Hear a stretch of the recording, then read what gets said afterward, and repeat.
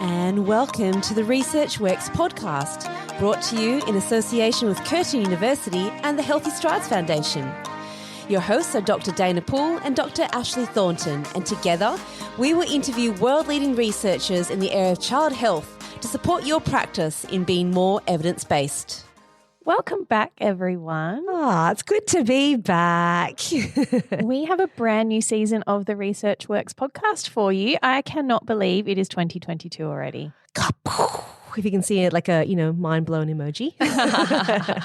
It's so good to be back though, Ash. How was your Christmas holiday? It was wonderful. It was so nice and relaxing. Had a little holiday away with the family. Oh, fabulous. Some time down south in Western Australia, which was beautiful. And yeah, just lots of food, lots of relaxing, lots of fun. Oh, that sounds like what a Christmas holiday should be like. I think, if you're going to start a new year, you need to adequately decompress and refresh yourself, right? For sure, yeah. How was your break, Dana? It was fabulous. As anyone would expect, it was filled with eating a lot of food. So I tried to balance it out with a bit of physical activity here and then, a few walks. I don't think that made any dents into what I ate. But it was very enjoyable, and I really, really wanted a break for a little while. So it was just really nice just to, put the computer away, just undigitize myself, if that's even a word, but I think everyone knows what that means. I think so. Yeah, it's been really cool. But look, it's really nice to be back because I think whenever you start a new year, there's a lot of optimism associated with that. And for all our listeners, I think hopefully over the last few weeks, you've had a good break as well, whether you've had a break from listening to the podcast or whether you've been catching up on all the 37 episodes in our holiday specials. Whatever it is that you did, we're really grateful that you've come to join us again onto the Research Works podcast. And I'm just really excited for what this year is going to bring. Yeah, so am I, Dana. I think, I feel very privileged that we get to come back for season 2 of Research Works because season 1 was so much fun. It was. So I can't wait to see what this year brings. Oh, same. I can't believe we've got another year. And to start this year off as well, we have an incredible guest with us today. We've heard her on the podcast before. We have Marissa Smith, who's a physiotherapist and a clinical coordinator from the Healthy Strides Foundation. Welcome back, Marissa. Thanks, Dana and Ash. It's great to be back. You know me, love a good chat. And this article I'm so passionate about because it's what we get to do every day. Oh, it's really awesome to have you. And like we said before, you've got a good radio voice. So yeah, thanks. You do. You really do. You slot right in. Well, physio, no. You can do a little bit of everything, really.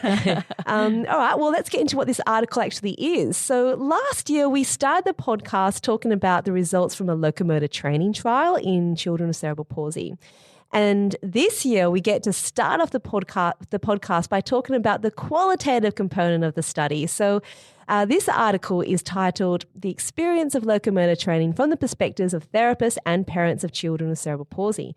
And this was published in Frontiers in Rehabilitation Sciences in December 2021. And the senior author for this paper is, in fact, our very own Dr. Ashleigh Thornton. Ash, you love a good qualitative study. Oh, I sure do. And I'm so excited we get to talk about it today.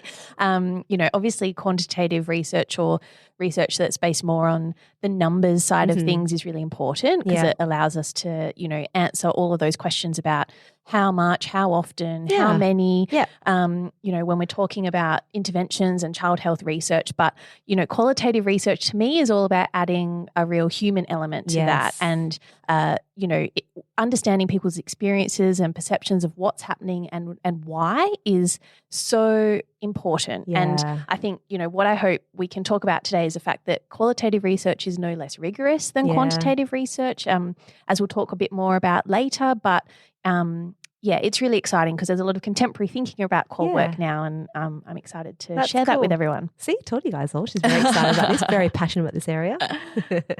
I like how you always start with a good icebreaker question. Ash, what have you got in store for us for this season? Oh, thanks, Marissa. Yes, as well as qual work, I love an icebreaker.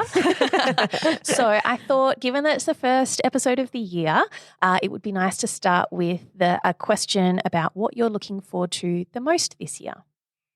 That's a really big question. Marissa, I'm going to go to you first. Thanks, Dana. Bit of thinking time. Okay, this will be held against no. I think I'm looking forward to, look, we got a camper last year, so I'm really looking forward to going camping. First trip wasn't as successful as I may have hoped. Okay. So I'm hopeful and excited for some successful camping trips. Oh, that's really exciting. And practice makes perfect. Yeah, we are getting quicker at putting it up. Less errors, less mistakes. Yeah. So, and hopefully a little bit more fun with the kids. So yeah, that's hopeful for this year. Just I guess being really grateful for where we live, and we're hoping things can open up. But yeah, that's what I'm hoping for. Oh, nice. That is something to look forward to. That is good. I'm going to go to you, Ash. I'm still thinking. Okay, you keep thinking. Well, I think mine's a pretty easy one. We have lots of family in the UK, and my husband's family all live in the UK. And as most of our listeners would know, I had a baby last year that they haven't been able to meet yet. So I'm really looking forward to our borders opening up and them being able to come and visit us and meet their new granddaughter, who won't be so little. Oh, that's something really cool to look forward to. Okay, now I think I finally got mine. So I just turned 40, and I feel like when you turn 40, you're very adult. So I'm looking forward to actually just getting my garden up to a presentable state again. Back in my early 20s, I was really excited and I planted nice things in my garden, planted way too many things. I've got so many fruit trees. I've got mangoes and oranges everywhere. It sounds really good, but you've got to manage them. You do. Yeah, and I haven't had time for that. So I'm going to clean it up and just, make it more presentable, be more of an adult again, because I've just left it. I haven't done anything with it. So there's just trees and fruit and things everywhere. And like the olives, had so many olives this year, and I'm like, oh man, I've got to pick them and pickle them, and oh my goodness. So yeah, I've created more burden for myself. So this year, as an adult, I will try to make it really lovely and kind of self-sustaining. That I is like it. That's a good one. Yeah, very adult thing to do. I'm going to bring my fruit basket around to do some picking if you've got. Yes, please. I would love a jar of olives. I've got to do something to them to get them to you first, because you can't just eat them off the tree. I'm so disappointed you can't just pick them. They look very juicy on the tree. They're massive. That was a big learning curve for me, but that's for another day. I like that one. Well, let's get into this lovely article. So I'm going to give you a bit of a rundown, as we usually do, about what this article entails. So this study aimed to explore the experiences of intensive locomotor training from the perspective of therapists and parents of children with cerebral palsy. So this qualitative study used semi-structured interviews in 5 therapists and 7 parents of children with cerebral palsy. All were classified within GMSS levels 3, 4 and 5. All the therapists were involved in providing the locomotor training program, and all of the parents were of children who had completed the 6-week program at a paediatric tertiary hospital. Now, the data was analysed thematically, systematically coding and interpreted by grouping information into themes and sub-theme categories. The experience of locomotor training was described with relation to the suitability of locomotor training, with sub-themes of intervention length and time, engagement within sessions, the importance of support, and the utility of locomotor training beyond a research context. Motivation of participating was described, as well as the barriers and facilitators to participating. And the outcomes from the intervention were related to improvements in physical health, sleep, affect and emotion, and ambulation in daily activities. Wow. So much there. So we'll dive into it. But to start with, we touched on a little bit about the difference between qualitative and quantitative studies. But Ash, can you tell me a bit more? We know that qualitative studies, they're more than just a whole lot of questions and opinions. Absolutely, Marissa. I think people who perhaps aren't familiar with qualitative work are sometimes surprised to hear about the breadth of methodologies and ideologies behind the methodologies and the different types of analyses that you can do in qualitative work and that you can utilize in qualitative research.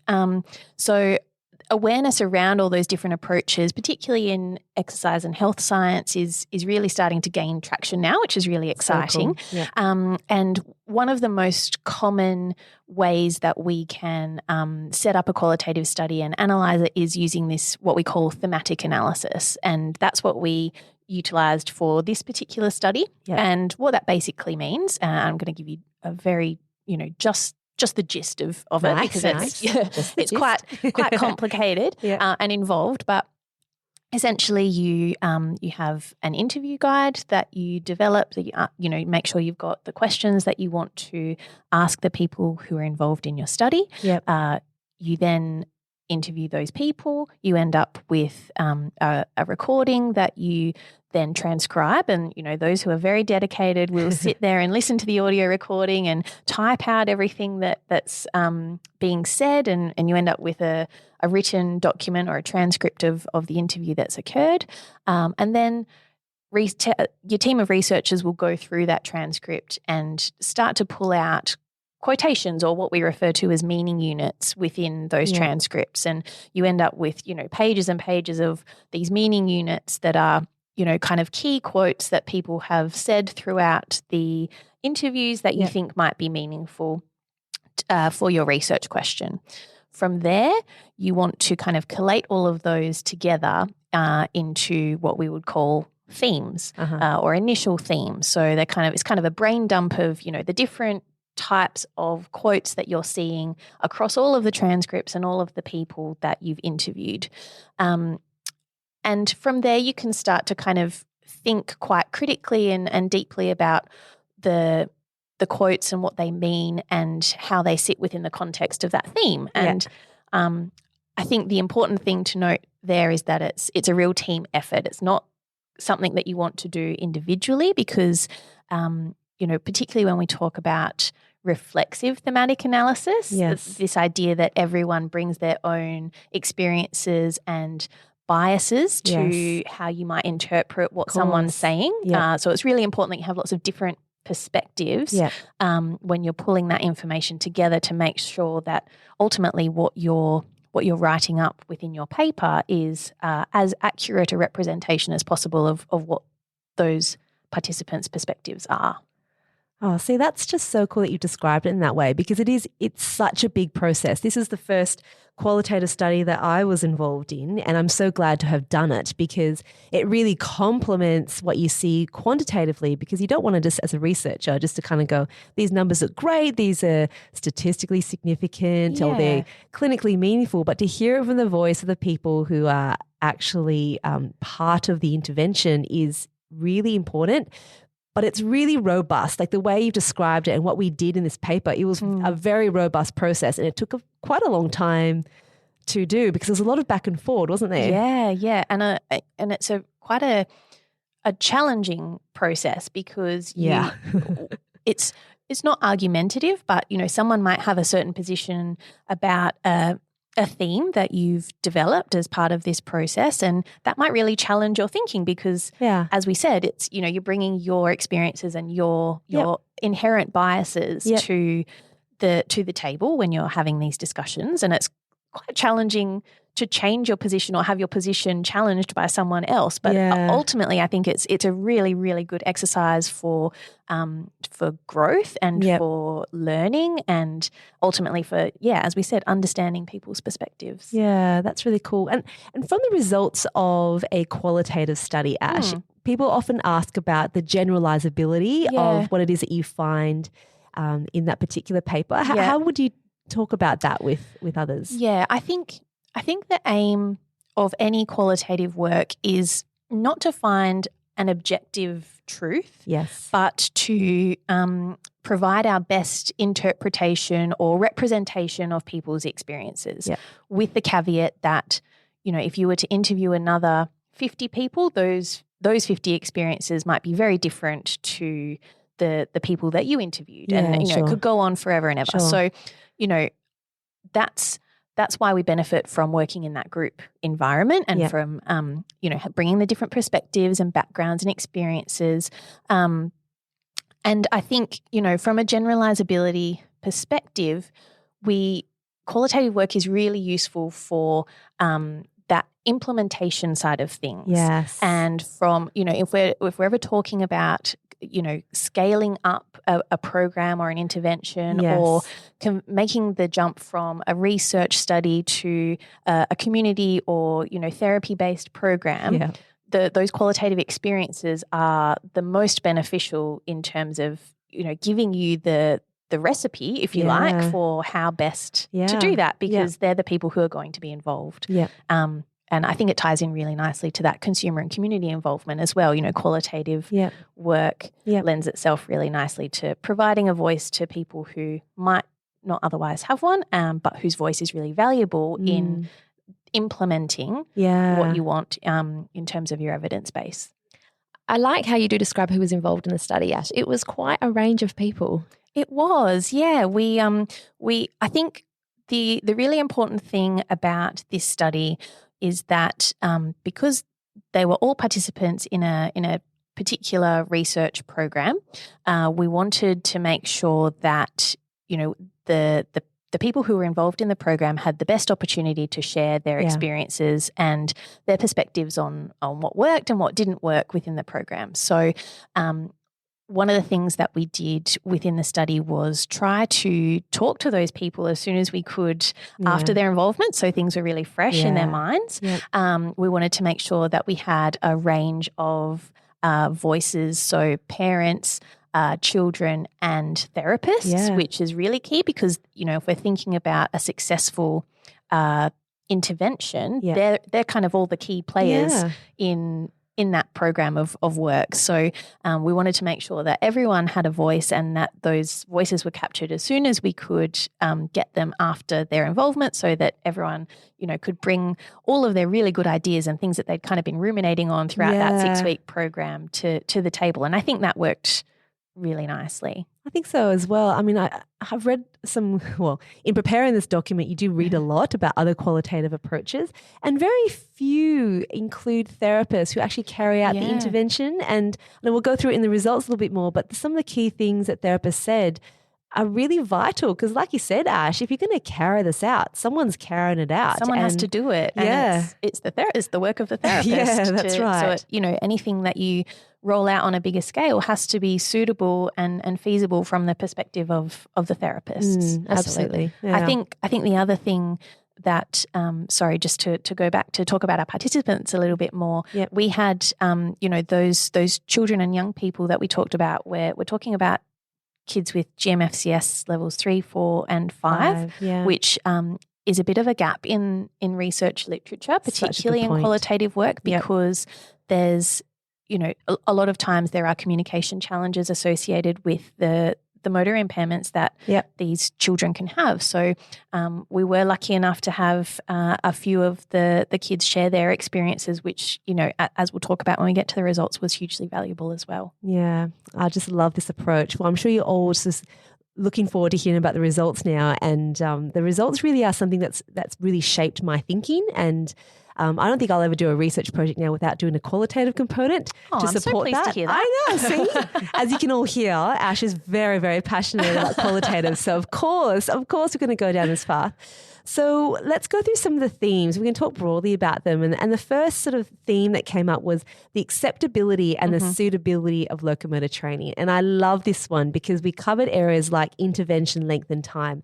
And we're always talking about dosage, aren't we? Trying to find out what dosage is. Yeah. And I think there are a couple of key things that came up for us when we looked at dosage. And one of those things, and Marissa, you I think will be quite familiar with this, is this magic week 5. That's exactly, as soon as I start talking about dosage, that's exactly what was going through my head. Week 5, magic. Yeah. Could you explain to us a little bit about what that kind of means? Yeah, sure. So I guess, in the first few weeks, you're kind of, you're at that elicitation phase and you're establishing a child's program and, kind of setting up their programs and the parameters.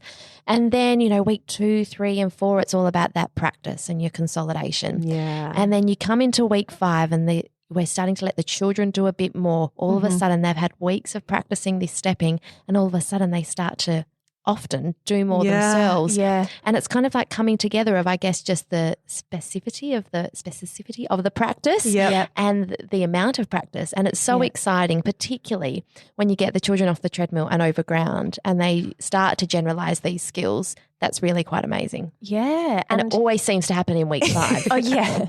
And what I found really interesting, it wasn't just therapists who noticed the I use quotation marks magic week 5. It was something that parents talked quite a lot about as well, didn't they, Dana? They did. They absolutely did. So that was the thing that we were quite taken back by because at first it was just noticing the trend, wasn't it, Marissa? We were just like, oh, this is happening. And the parents would be like, what is it about this week 5? And eventually we'd have our quiet celebrations outside. Obviously we didn't want bias things with families, but we'll be like, man, they've started stepping, and it's, GMS level 4 and 5, who often don't have the ability to take those independent steps in their walking frame. So it started to happen. And so it really comes up to sort of thinking what the dosage is. I think we talked about with Claire Willis last year about the element of time. And sometimes you do need that little bit of time, even though it's an intensive approach, because there's a lot of sessions in a week. You still can't overdose it in the week and have 5 sessions in a week, because like the parent said, more than 3 days would be a bit too much from a feasibility perspective. But what we know from muscle recovery and strength recovery is you do get tired. Like, I don't know about you, but my legs are a bit shaky at the moment. I did the gym a few days in a row and they're a little bit shaky. So I'm not going to do as well. And the same thing happens for our kids as CP. Yeah. So it was interesting that the parents said that as well. So when you're looking at dosage, this gave us a lot of information of which to work from. Absolutely. And I think that's why that 6-week program, from what the parents say, seemed to work really well, because you need enough time, sometimes 2 or 3 weeks, you don't get enough time and practice to elicit change in the skill. And all of a sudden at week 5, you see change happening. Yeah. Week 6, you consolidate that change and you start to generalize it more to, walking in a walk or at home or at school. Yeah. And also from what families were saying in this study, which I found really interesting, is that 6 weeks was enough. 6 weeks of pulling them out of school 3 times a week or balancing it with childcare for other children or work commitments. 6 weeks is kind of like the level. Yeah. It's a good amount. Yeah. Although I think there was, within that, I absolutely agree with you. Within that, I think there were some families who, saw the benefit and had the magic week 5 and then felt like finishing the week after that was maybe a little bit too soon. Yeah. Just because they were so excited about the changes they were seeing. Yeah. But I think, what far outweighed that, as you said, was the fact that it was a juggle and a balance with all the other things that they have going on in their very busy lives. Yeah. And I think the translation of what that looks like, and purely just looking dosage, and we'll jump to some of the other themes I know, so it's going to be a nice sort of link, hopefully, is the impact it had on daily activities in terms of what that time dosage meant. Yes. So I want to read out this quotation, which always makes me smile when I read it. I think I know which one you're going to say. So it is from a parent of a child who's GMS level 3. And she says, of course, the biggest thing from school is the distance between the bus stop and the nappy changing area, and his classroom is huge. So before, they would set aside 20 minutes just to get his nappy changed and back again. Whereas now they'll probably get it all done in about 8 minutes because he's walking and thinking, I'm doing it. The teacher is happy because she actually gets to spend more time with him. And the transition from the bus stop to the classroom, well, everyone just gets happier because he's faster. So, there's so much to take from that.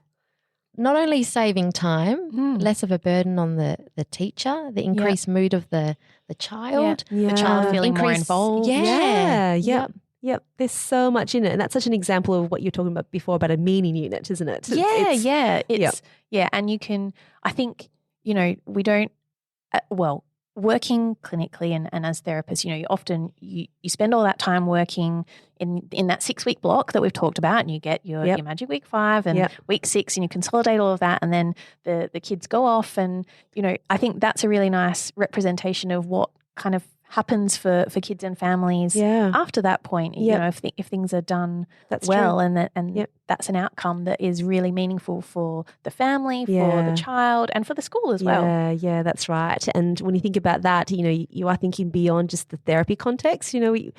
Kids don't do therapy just to be good at therapy. I love that sort of statement. It's they do it so they can be better at quality of life, participation. That's the whole point. And we've been talking about that endlessly, really, in the podcast lately.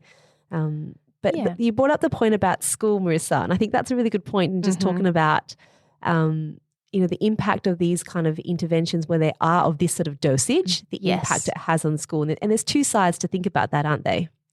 Absolutely, because you think about obviously the importance of therapy and the value that it brings. Like we just heard in that quote, if it means that the child going from 20 minutes to 8 minutes, it's increased time in the classroom, improved mood, which will probably help their learning. So there's definitely the value of therapy, but it's definitely obviously the value of schooling as well, and the importance for socialization and obviously learning and all of those things as well. So it's finding that right balance, and also, like you said, therefore making sure that therapies you are taking the children out for are meaningful and backed with evidence. Yeah. Ultimately, that's the case, isn't it? Yeah. And, around attendance at therapy, as opposed to school, with all of that, like you said, you touched on earlier, there's the logistical and the planning side of things that families have to work through, driving to, maybe doing multiple drop-offs for multiple children, driving to therapy sessions, finding parking at therapy sessions, all of the stress associated with, maybe running a few minutes late and things not going quite according to plan, all of those things. And that was something that families actually touched on quite a lot. Was that logistical side of things as well. And that really came down to the sort of environmental barriers sometimes. And, one part is the ability to schedule appointments around when families can make it. I think, so often we're so used to sort of dictating the times that you must come to your appointments because a particular clinic only runs on a particular day and you just have to drop everything and go to it. I mean, I know what it's like. If you have a hospital appointment, you're like, can you not change it? Well, you've got a 3-month wait list if you change it. You're like, oh, but I've got all these things on. And how do you expect people to engage and have it to make a difference? And I think the families really spoke about that quite strongly in this, is that, yes, we'll come out of school because we see the value of this and what this means, but can we do it at a time where then I can do this, then I can do my school drop off and pick up or whatever it might be. And then that was the engagement and that was important for them. Yeah. I think that's why things like, logistics we spoke about, like parking and access, and if possible, can we avoid peak hour? I remember hearing that a lot. And, you really do try and do everything, because for these families that are juggling so many things, I think from a logistical, environmental perspective, if we can relieve stress, things like providing parking, if possible, working with a time that works for them. Again, it's not always possible. I think all of that's really important. But it's just doing it in partnership, I think, is the key. And parking just came up so much. We ended up because it was based on a pediatric hospital, so we all know what that's like. And so we actually just paid for a car parking bay out of research fundings just to make it available, and parents talked and raved about that.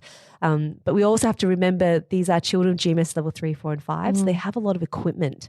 So not only do they have wheelchairs, but they also have their walking frame that they may need some help with and getting it from the car, and those are just extra burdens to have to think about. So there's a lot related to dosage, isn't there? Like there's so much thought in it, and you can't really be too cookie cutter with it, but you do need to think about what is enough to make a change, and that's really reflected in this, which I really liked. Yeah.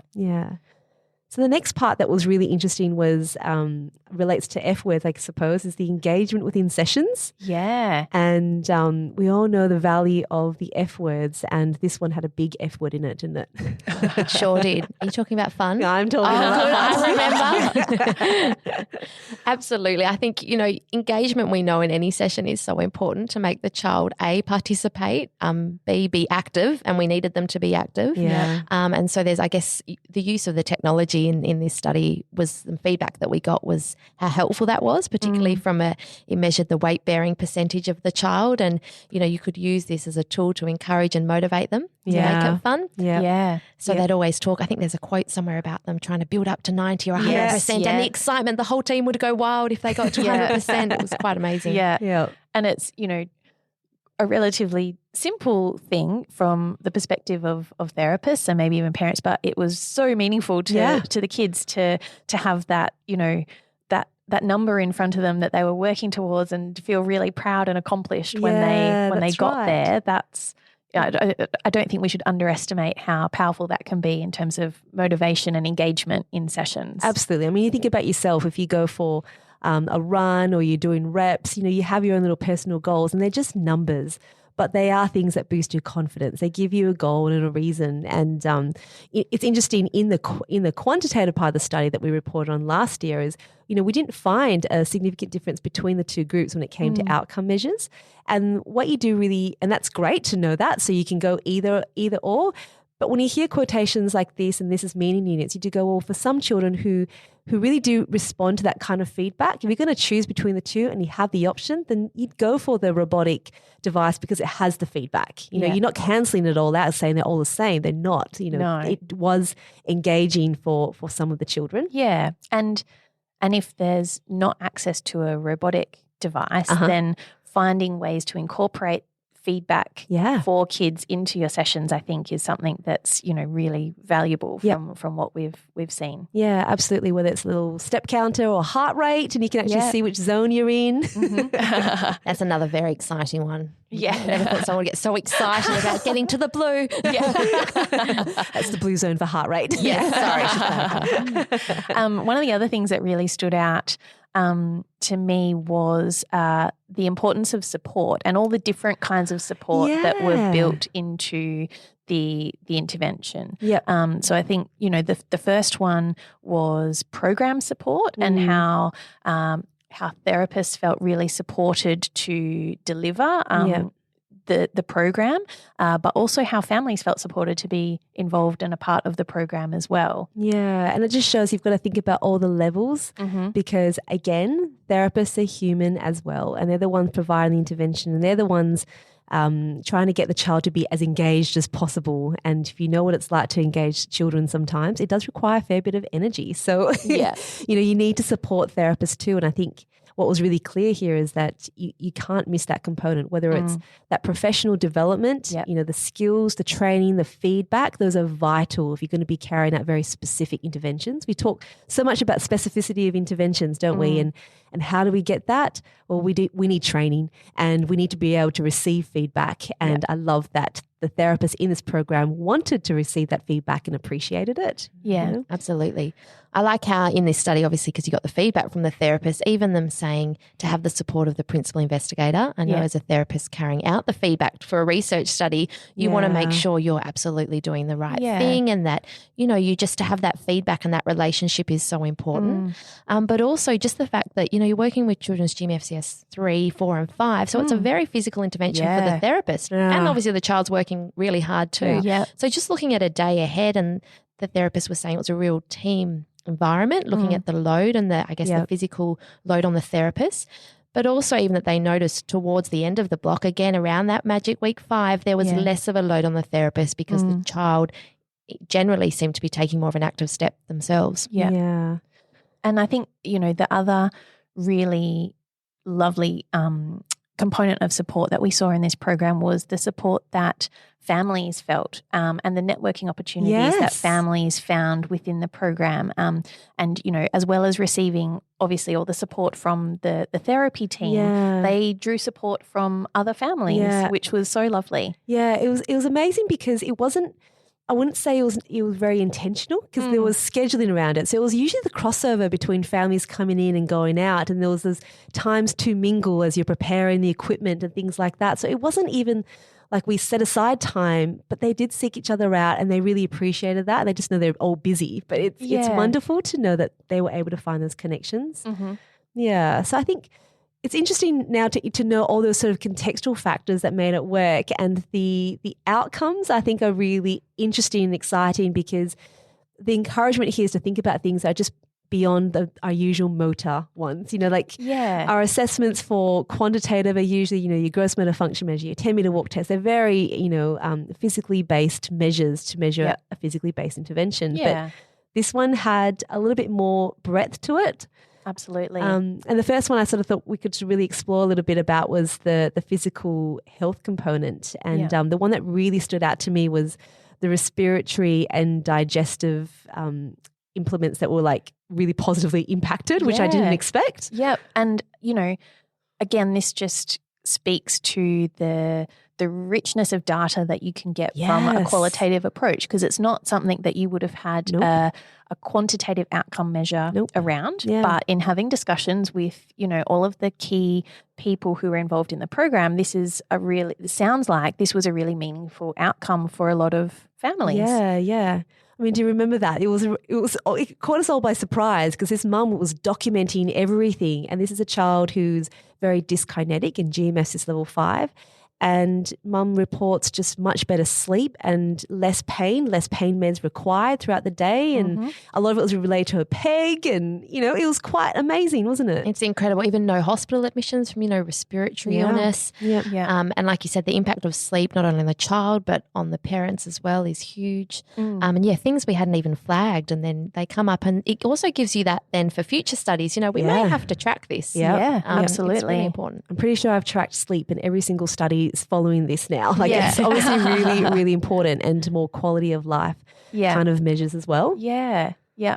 But, as well as that, there were some other kind of physical health benefits that families reported, and that was kind of backed up by the therapists as well, saying, we also have seen, obviously within our limited time with these children, we've seen these changes. But like you were saying, less dyskinetic movements, changes in tone, all of those things that, can have an impact on and a knock-on effect to participation and, activity levels for these kids as well. Yeah, that was huge. I mean, even when you look at things like, transfers, being able to participate more into transfers, that's huge. If you can support better transfers where you can stand and take a few steps, that is fantastic. If you've ever tried to help transfer a child that may be 15 years old and maybe the same height as you, you would want to make sure they can do a stand. And even just things like bowel function and parents noticing they're less constipated. They're just all things that don't you, Ash? That the effect of physical activity. If you can engage in physical activity and be less sedentary, you do have better digestive health. You do have better breathing. You can now stimulate deep breathing. We know that as a recommendation. Yeah. And, I think it's important to remember that is true for all people. Yeah, absolutely. I love this is the other quotation from a young boy in the study, and he was classified as GMSS level 4. And for him, increasing activity level was really important. And the quotation is, because when my body is tired, I have to carry him in my wheelchair, and he is very heavy. Oh, I have to admit, I had a little tear in my eye the first time I read that. So it's quite profound, really, isn't it? It was quite an insight.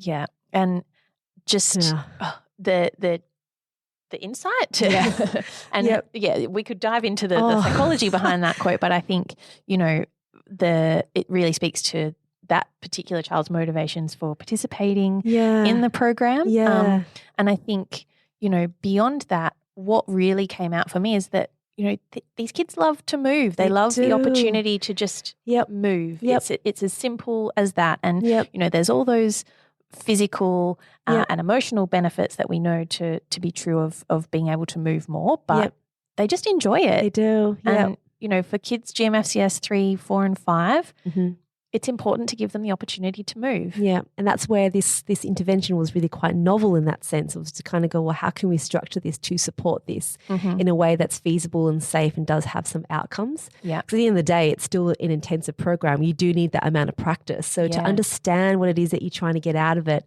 and then to try to match it up, by no means are we saying for GMSS level 4 and 5 that we're looking for independent walking. And the parents knew that. They were very clear about that.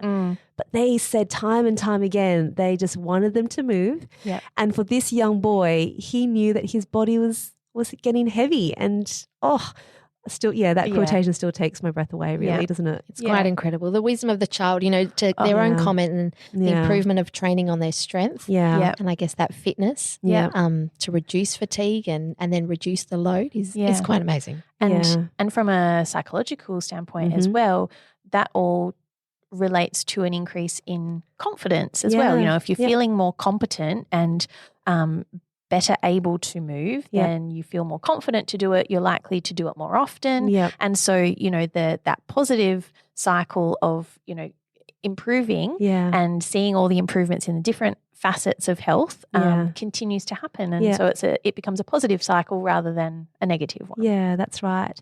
And I think this comes back to, all the podcasts we've talked about over the last year in 2021, it really comes to light in the whole day matters approach. Yeah. I think you can see where this fits in with that. You get that during the day, can we find ways for children, even if they need equipment, can they be a bit more physically active for all the reasons we've spoken about? And if that has a knock-on effect in improving sleep, then I'm all for that. Absolutely, for the whole family. For the whole family, absolutely. And I think there's so much to take away from that. And it was great to delve into the results of this in the context of all the results that we released last year. Yeah. Yeah. So, all right, in terms of direction and where to from here. Yeah. Ash, what do you think? I think for me, the really important thing is that we continue to provide a voice to key people who are involved in interventions. Yeah. So, for any intervention or therapy approach that you're thinking of implementing in your practice, speak to the people who are going to be involved in that and find out how best to do it from their perspective. Because you can have all the training and you can have your manual about how to deliver an intervention, but if that's not feasible for the people involved, then ultimately it's not going to be successful. Yeah, that's right. So that would be my recommendation and my takeaway from this paper. That's a really good one. Marissa, what about you as a clinician, as a coordinator of a service and a program? What would be your recommendations? There's a few things I take from it. Firstly, I guess as a therapist working with a child, we always know that motivation is so important, but it really is fundamental, making it fun, engagement, getting them active. It's so important. Mm-hmm. Again, just looking at the family as a whole, we're always talking about quality of life and reducing burden of care. And so it's important in goal setting, but also when delivering a service and balancing that with other commitments for a family. Yeah. And then from a therapist perspective and working with a team, our interventions are performing a physical, so we need to, I guess, look after our bodies and positioning as well. Looking at the makeup of the day, and even from having the therapist say how well they felt supported by the lead of the study. I think that's something in a day-to-day service delivery when you're delivering programs similar to this, you want to make sure that, again, the therapists are well supported, because if they're more supported, they're more confident. If they're more confident, they build more rapport. They build more rapport, the child's more motivated. It's this great flow-on effect. So I think it's about nurturing not only the child, but also just this study really highlighted to me about also just, I guess, the looking after and supporting the therapist and the team as well. You've explained that beautifully. I know. That was a really nice summary. And I think the only thing I would want to add from that, because that was a beautiful summary from both of you, is I think there is so much value in understanding, even if a child relies on equipment and physical assistance throughout the day and they're classified within these levels that we've spoken about, they can still be active participants within an intervention. They don't need to be passive recipients, because they can actively be involved and they can get really great benefits from that. And if we set really realistic goals within the foundations of activity and participation, we can make a really true difference. And I think for me, this was the game changer for me. This is what shifted my mind, and this is what has, spurred me onto other sort of research. It's because you get it. You see these kids, and that quotation will always stick with me. And I think that's a really big part of it. Well, this leads us into the next section, which is the all-important, of course, return of the Tell It to Ed. As we all know, Ed is our producer and doesn't have a background in child health, so he says. So this provides an opportunity for us to be able to describe this research in about 60 seconds or so to someone who doesn't have a background in child health, so that we can practice saying this to our families about these sort of studies as well. So Ash, you're up for this one. Are you ready? I have a newfound appreciation for all of our guests in season 1 who have delved into the Tell It to Ed segment. I'm gonna do my best. I love it. Okay. Well, here we go. Ed, are you ready? I am. Okay. Welcome back, Ed. Yeah. Thank you. Okay, go easy on me, okay? Sure. All right. So, Ed, we used qualitative research methods to understand, from the perspectives of parents and therapists and children, the impact of a 6-week locomotor training program for kids with CP, specifically those GMFCS levels 3, 4 and 5. Families and therapists told us that the training program provided kids with the opportunity to engage in physical activity, and this meant that they were really motivated to be involved in the program. Strong motivation and regular attendance to the program meant that families and therapists saw improvements in things like ambulation, physical health, sleep, emotions, and a host of other things for the kids that were involved. Oh, lovely summary, Ash. I think you've done this before. Nice work. All right, Ed, time for a question. So I'm back to being restricted to one question. Well, we're going to have to start somewhere, aren't we? We'll see how we go. We'll see. Right. Yeah, we'll see. Well, this has actually been really interesting for me, because I haven't really thought too much about the whole, let me make sure I get this right, qualitative versus quantitative. Yeah, that's right. All right. Good. So I think in my head there, and you'll have to forgive my complete ignorance on this part, is it seems like the qualitative, which is this type of study, is less rigorous or less worthwhile. Like in my head, I'm thinking, people are just answering questions. It could be any particular time of the day that you ask them, and their answers might be different.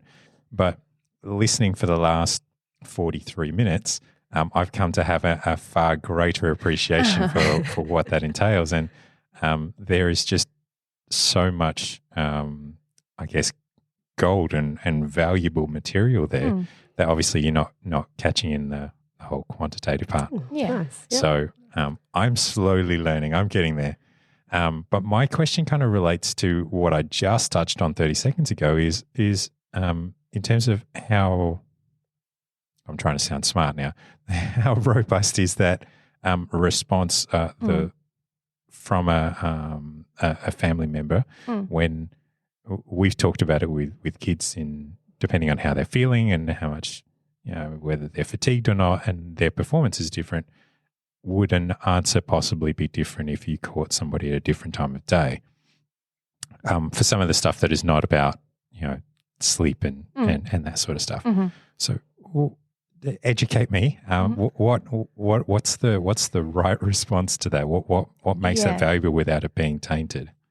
That's a really good question. I think the beauty of qualitative work is that it, rather than trying to find a fact or a truth, it's an appreciation of a perspective. So, or multiple perspectives, really. So it's not just, well, in some cases it could just be one person and you're looking at kind of a case study, but built into qualitative research in the same way that with quantitative research you have different types of statistical analyses and methods that you use to look at your data. You've got your numbers and you clean the numbers and then you run the appropriate statistics and you get your number output.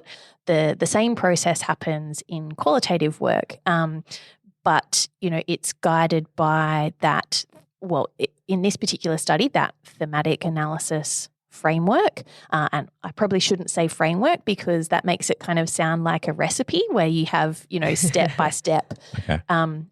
You go through, you tick the box and say, well, now I've done this, now I'm going to do this. I think of it more as, rather than a recipe, if you're thinking about MasterChef, and I'm a MasterChef fan, I like to think of it more as a mystery box. So you open the box and you've got all the ingredients there in front of you and you pick and choose which ones are best suited to you and your study to build in that trustworthiness and assurance that you're providing the best representation of people's perspectives at the time. So I can one of the misconceptions and one of the, I suppose, stigmas around qualitative work previously is that it is a bit of a soft science. And I can see why people might have thought that, given that we're dealing with phrases and words and interviews rather than, cold hard numbers. But there are lots of different ways that you can build in that trustworthiness to your data to make sure that what you're saying and what you're putting down on paper is an accurate representation of perspective. Very good. Well, consider me now educated. So I'm on board. Just for clarity. For those people who are interested in learning more about that side of things, because there's, we could talk for hours about all of that. People like Virginia Clark, Victoria Braun, Brett Smith, Kerry McGannon are all researchers that you can go and look at to learn more about that side of things. Yeah, that's really cool. Well, that was a curly question, Ed. But it's a good question because I think that's often things that people ask about. Yeah. Well, that draws us to the end of our very first episode for 2022. Marissa, thank you so much for joining us today. It's been great to have your insights into this paper and the practicalities of it. Thanks for having me anytime. Oh, look at that look at that voice. Listen to that voice. I know. She's going to take over one day. I know. Well, thank you so much again to all of our listeners. Remember, you can get a hold of the run sheet notes on researchworks.net. And of course, if you want to record this as part of your CPD, it's also on the website as well. But for now, we all say thank you and we'll talk to you again next week. Bye. Bye.